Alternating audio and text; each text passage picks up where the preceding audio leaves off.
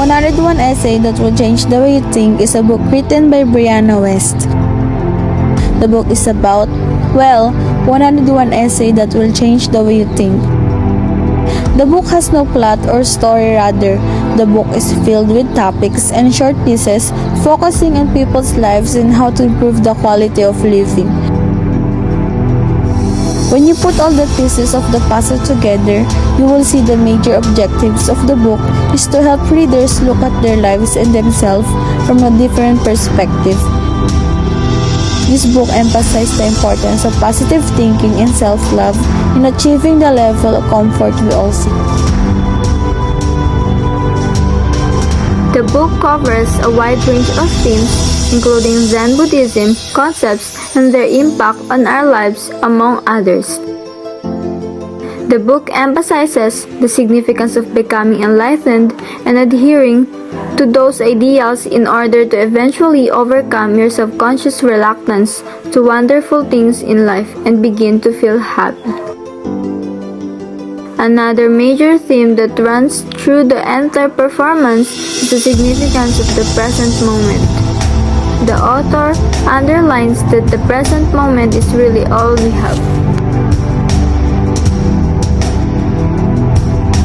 The author provides her own personal experiences and practical advice in order to assist readers to stop overanalyzing their past or future and instead focus on what is happening right now. This concept is frequently linked to another theme in the book. You are the maker of your own reality.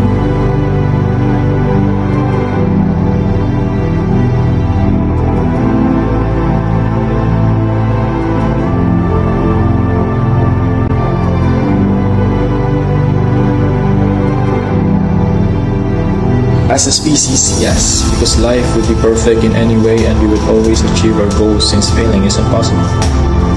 We would do amazing things such as conquer our solar system or even vast galaxies. We would have answers to all of our questions. But as a human, no, we can live in a pure paradise or utopia where there is no problems. Yes, we would be happy but not satisfied. Life is all about the pursuit of wonder. Life has to be challenging and exciting. The problem and hardest in our life give us something to do even for a worthwhile. If we cannot get hungry, then we won't need to eat delicious food.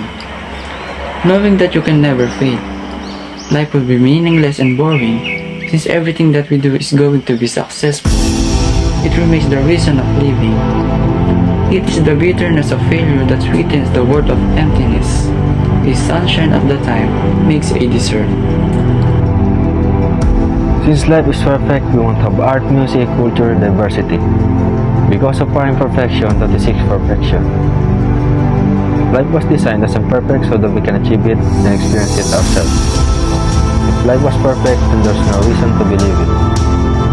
Life would be plain and soulless.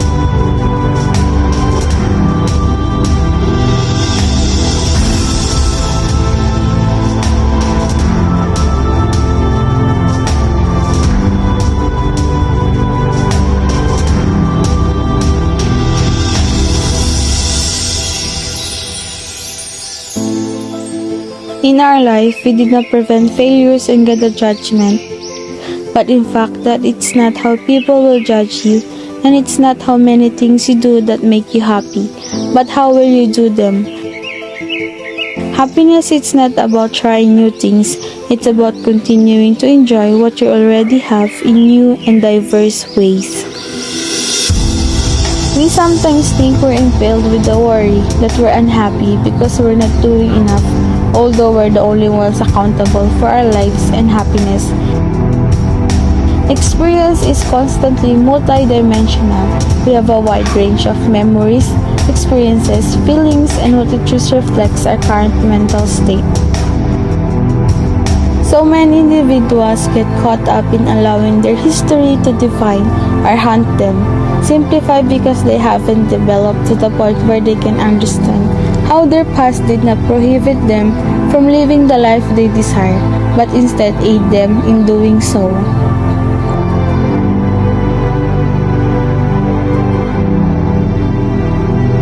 It does does not indicate that we should ignore or gloss over difficult or traumatic situations, but rather that we should be able to recollect them with acceptance and place them in the context of our development. We often mistake issues for barriers to our success, yet they are the ways, the impediment to action, advance action. What stands in the way becomes the way. Marcus Aurelius famous stated. Many people say that when you run into an issue, you are forced to take action to address it. The action will undoubtedly cause you to think, act, and select differently due to it. The issue serves as the trigger for you to live the life you've always desired. It forces you to step outside of your comfort zone.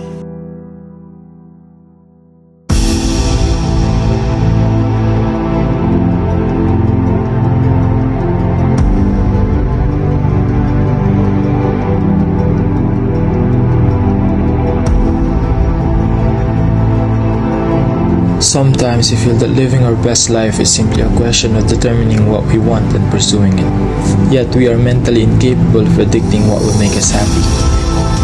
We extrapolate the current moment of our life because we feel that success is a destination, so we're always attempting to take a picture of our life to determine whether we're still pleased. We delude ourselves into believing that each moment is reflective of our whole existence, because we're programmed to think that success is a destination reached when objectives are met and tasks are finished. We're constantly judging our current moments based on how complete they are, how wonderful the tale sounds, and how someone else would rate our speech.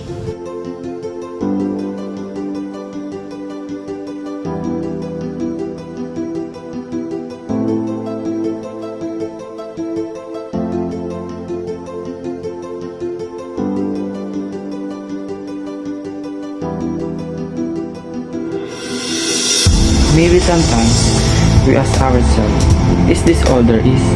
Because we've forgotten that everything is transient, and no single event can capture the entire picture. There is no way to get somewhere. That is the only thing we're heading. Getting things done isn't the same as being successful. It depends on how much we expand during the procedure. Everyone has a limit to how happy they can be. We destroy ourselves to go back to our comfort zones when things go beyond that boundary. Stepping outside them, despite this obvious cliché, serves an important function. It allows individuals to get familiar with discomfort, which opens the door to a greater tolerance of enjoyment.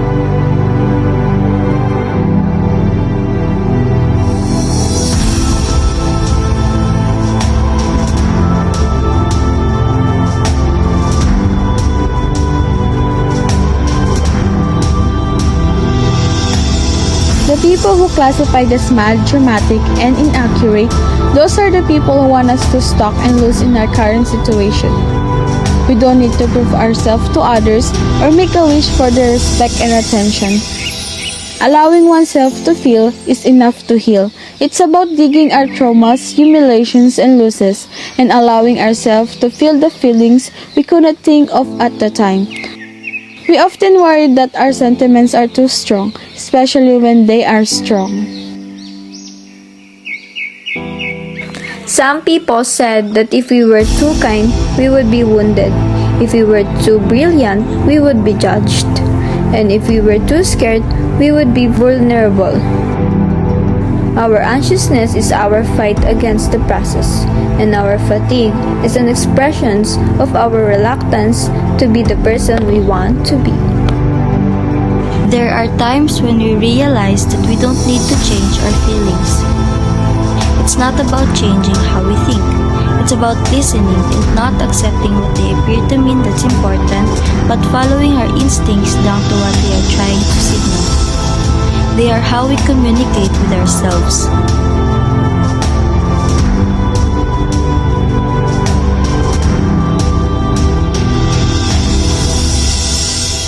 Every emotion is valuable. The feelings that we repress the most are the ones that lead us the most. It is not about our willingness to listen that we are afraid. It's the dread of being more or less, greater or worse.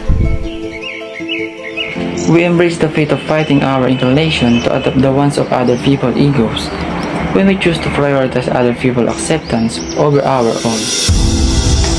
Maybe we'll not die of sadness, but depression isn't going to help either. Fighting it, on the other hand, will not work. In the end, it will succeed if you try to avoid it rather than tackle it. It won't work if you try to deny it, and if you allow it to implant and control you, it will kill you or destroy everything good you get. You must either allow yourself to feel everything or numb yourself to the point of feeling nothing. You can choose your emotions. Either you're going with the flow or you're just fighting against it. In the end, the decision is yours to make.